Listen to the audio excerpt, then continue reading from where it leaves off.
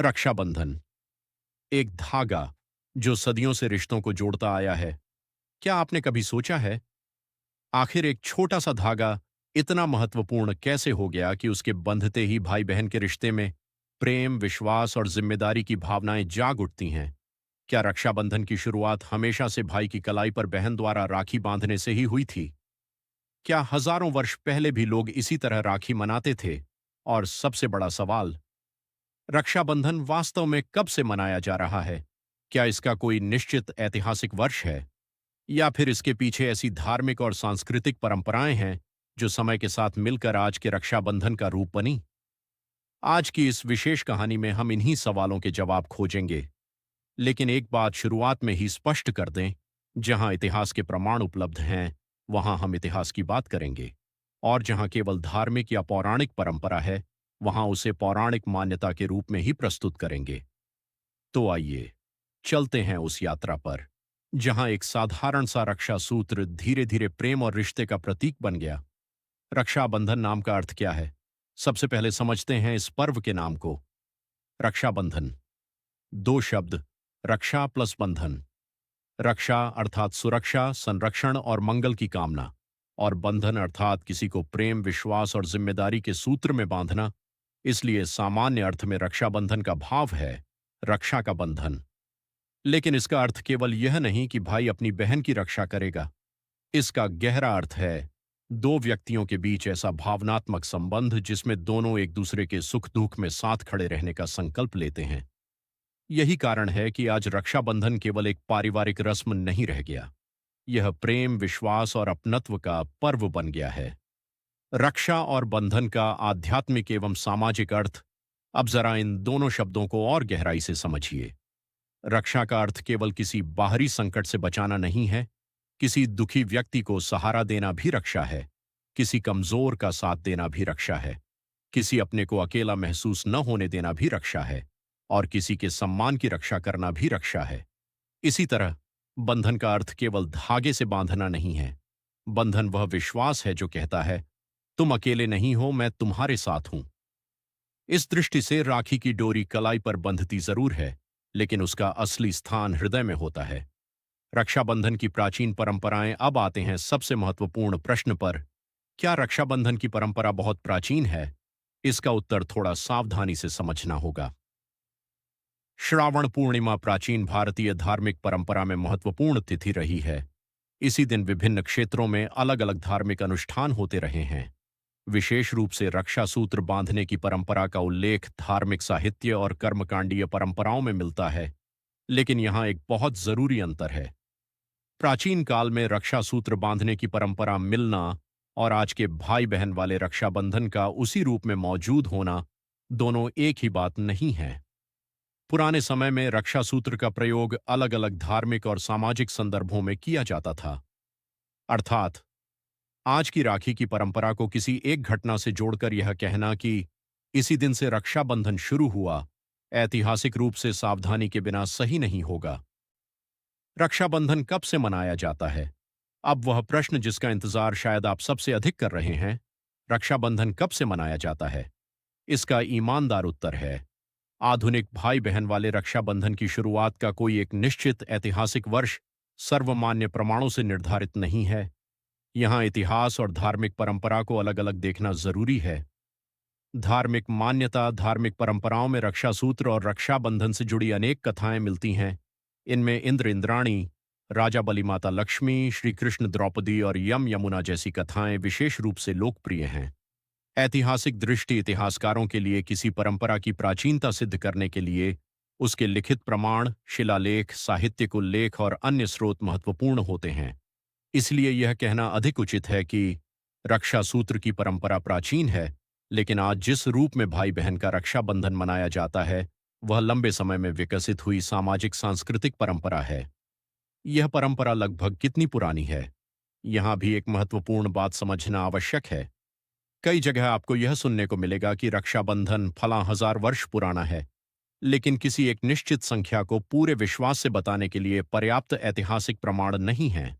इसलिए विद्वानों की दृष्टि से अधिक सावधान निष्कर्ष यही है कि रक्षा सूत्र की धार्मिक अवधारणा बहुत पुरानी है जबकि भाई बहन द्वारा राखी बांधने की वर्तमान लोकप्रिय परंपरा अलग अलग कालखंडों और क्षेत्रों में विकसित होती गई।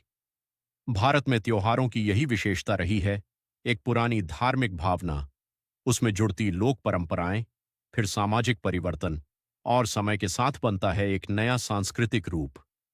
रक्षाबंधन को भी इसी विकास की प्रक्रिया में समझना अधिक उचित है।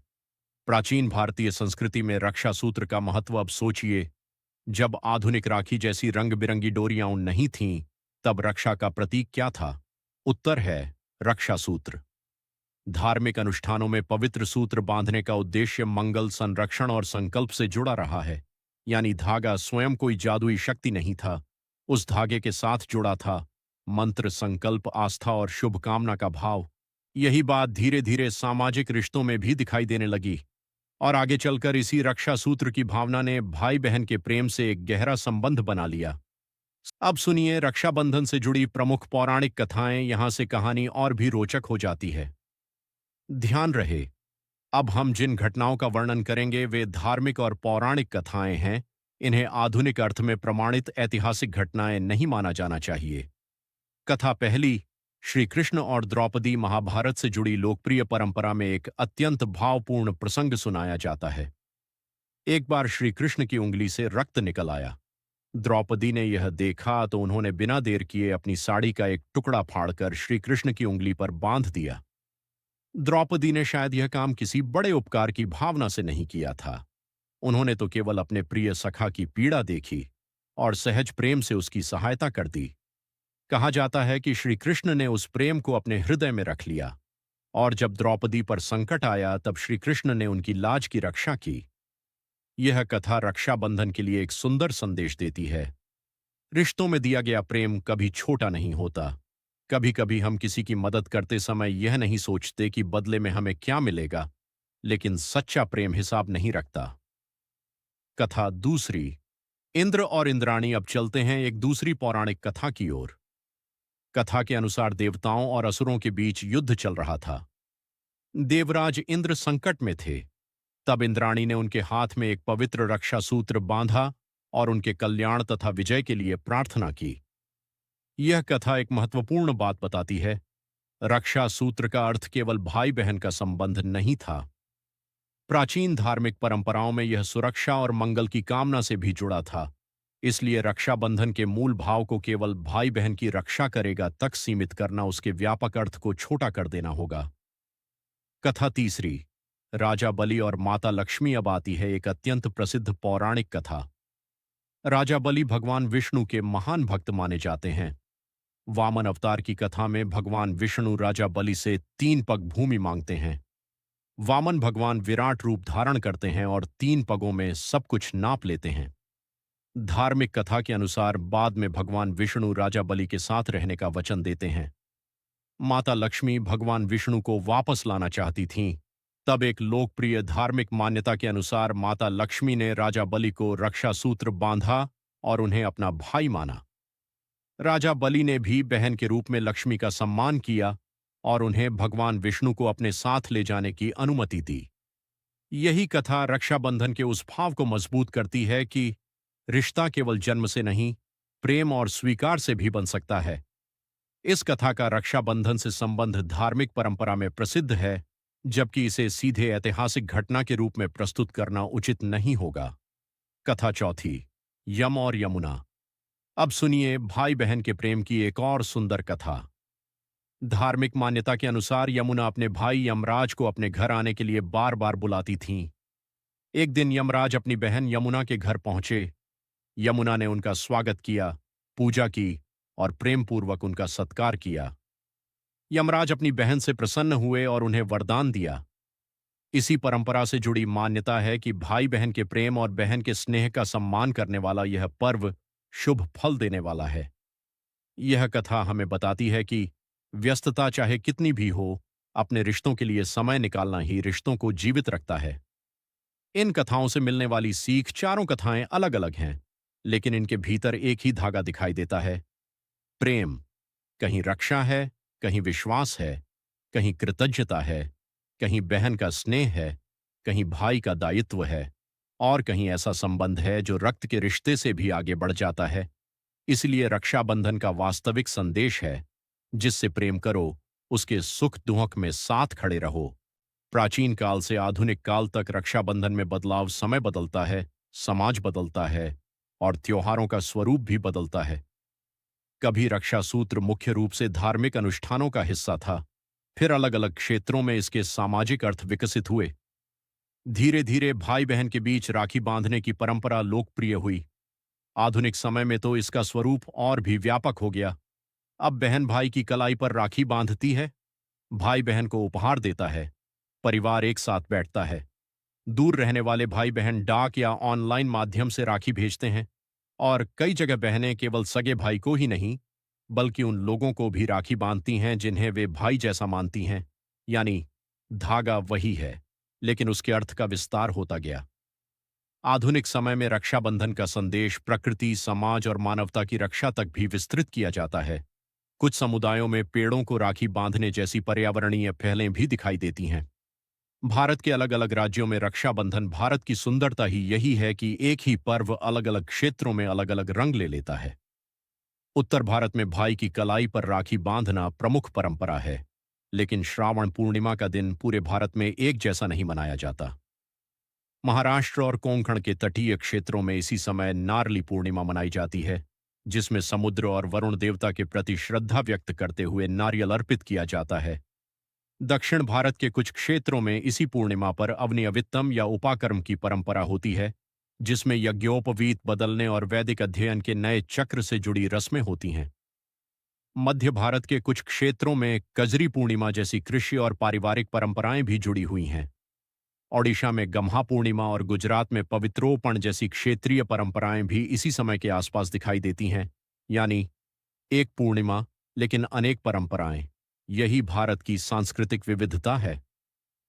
राखी बांधने की पारंपरिक विधि। अब बात करते हैं उस रस्म की जिसे लगभग हर भाई बहन सबसे ज्यादा भावनाओं के साथ निभाते हैं। सबसे पहले पूजा की थाली सजाई जाती है। उसमें रोली या कुमकुम, अक्षत, दीपक, मिठाई और राखी रखी जाती है। भाई को आसन पर बैठाया जाता है। बहन उसके माथे पर तिलक लगाती है। फिर अक्षत लगाए जाते हैं। दीपक से आरती की जाती है और फिर बहन भाई की कलाई पर राखी बांधती है। इसके साथ भाई की लंबी आयु, सुख, स्वास्थ्य और समृद्धि की कामना की जाती है। भाई भी बहन को उपहार देता है और उसके सुख दुख में साथ देने का संकल्प व्यक्त करता है। लेकिन इन रस्मों का सबसे सुंदर भाग क्या है? राखी बांधते समय दोनों के मन में उठने वाली भावनाएं। तिलक केवल माथे पर नहीं लगता, वह शुभकामना का प्रतीक बन जाता है। मिठाई केवल मुंह मीठा नहीं करती, वह रिश्ते में मिठास का संदेश देती है। आरती केवल पूजा नहीं, वह मंगल कामना बन जाती है। और राखी, वह प्रेम और विश्वास का प्रतीक बन जाती है। भाई बहन के रिश्ते में रक्षाबंधन की भूमिका। बचपन में भाई बहन एक दूसरे से लड़ते हैं। कभी खिलौने के लिए झगड़ा, कभी छोटी सी बात पर नाराजगी, कभी एक दूसरे की शिकायत। लेकिन समय बीतता है, बचपन पीछे छूट जाता है। भाई पढ़ाई या नौकरी के लिए दूर चला जाता है। बहन अपने नए घर में चली जाती है। फिर एक दिन श्रावण पूर्णिमा आती है, हाथ में राखी होती है और अचानक बचपन की सारी यादें सामने आ जाती हैं। यही रक्षाबंधन की खूबसूरती है। ये केवल एक दिन का त्योहार नहीं, बल्कि पूरे रिश्ते की याद दिलाने वाला दिन है। आधुनिक समाज में रक्षाबंधन का व्यापक संदेश। आज हमें रक्षाबंधन के अर्थ को और व्यापक बनाने की जरूरत है। रक्षा का मतलब केवल शारीरिक सुरक्षा नहीं। आज रक्षा का अर्थ है एक दूसरे के सम्मान की रक्षा, एक दूसरे के सपनों की रक्षा, एक दूसरे के आत्मविश्वास की रक्षा, मुश्किल समय में साथ खड़े रहना और सबसे महत्वपूर्ण, एक दूसरे की स्वतंत्रता और गरिमा का सम्मान करना। भाई अपनी बहन की रक्षा करे, लेकिन बहन भी भाई के सुख दुख में उसके साथ खड़ी रहे, क्योंकि सच्चा रिश्ता एक तरफा नहीं होता। सच्चा रिश्ता दोनों तरफ से निभाया जाता है। आज की युवा पीढ़ी के लिए रक्षाबंधन की सीख। आज मोबाइल हमारे हाथ में है, इंटरनेट हमारे पास है, सोशल मीडिया पर हजारों लोग जुड़े हैं, लेकिन कभी कभी इतने लोगों के बीच भी इंसान अकेला महसूस करता है। ऐसे समय में रक्षाबंधन हमें याद दिलाता है, सच्चे रिश्ते ऑनलाइन नहीं, दिल में बनते हैं। आज की नई पीढ़ी के लिए राखी का अर्थ केवल फोटो खींचना, उपहार देना या सोशल मीडिया पर पोस्ट डालना नहीं होना चाहिए। बल्कि यह भी होना चाहिए कि अपने भाई या बहन से खुलकर बात करें, उनकी परेशानियों को सुनें, उनके सपनों को समझें, उनकी सफलता पर खुश हों, और जब वे मुश्किल में हों, तो बिना किसी स्वार्थ के उनके साथ खड़े रहें। अंतिम भावपूर्ण संदेश तो अब शुरुआत में पूछे गए सवाल पर वापस लौटते हैं। क्या राखी केवल एक धागा है? नहीं। अगर यह केवल धागा होती, तो बाजार में बिकने वाली हजारों डोरियों में और इसमें कोई अंतर नहीं होता। लेकिन राखी के साथ जुड़ा होता है एक बहन का प्रेम, एक भाई का विश्वास, एक परिवार की स्मृति, बचपन की अनगिनत यादें, दूरियों के बावजूद साथ होने का एहसास, और एक ऐसा संकल्प जो कहता है, समय चाहे जैसा हो, रिश्ता नहीं बदलेगा। रक्षाबंधन हमें यह भी सिखाता है कि रक्षा केवल भाई का कर्तव्य नहीं और प्रेम केवल बहन का भाव नहीं। रिश्ते में दोनों की जिम्मेदारी होती है, एक दूसरे की रक्षा करना, एक दूसरे का सम्मान करना, एक दूसरे को आगे बढ़ाना, और जीवन के कठिन रास्तों में एक दूसरे का हाथ थामे रखना। यही तो रिश्ते की असली खूबसूरती है। इसलिए इस रक्षाबंधन पर जब आपकी कलाई पर राखी बंधे, तो सिर्फ यह मत सोचिए कि मेरी बहन ने मुझे राखी बांधी है। एक पल के लिए ये सोचिए, मेरी जिंदगी में एक ऐसा रिश्ता है जिसकी खुशी मेरी खुशी है और जिसका दुख मेरा दुख है। और बहनों से भी यही कहेंगे, राखी बांधते समय केवल अपने भाई की लंबी उम्र की कामना मत कीजिए, बल्कि यह भी संकल्प लीजिए कि भाई बहन का यह रिश्ता जीवन की हर परिस्थिति में प्रेम, सम्मान और विश्वास से बना रहेगा। क्योंकि राखी कलाई पर बंधती है, लेकिन उसका रिश्ता दिल से जुड़ता है। राखी एक धागा है, लेकिन उस धागे में बंधा है प्रेम, विश्वास, जिम्मेदारी, सम्मान और जीवन भर साथ निभाने का भाव।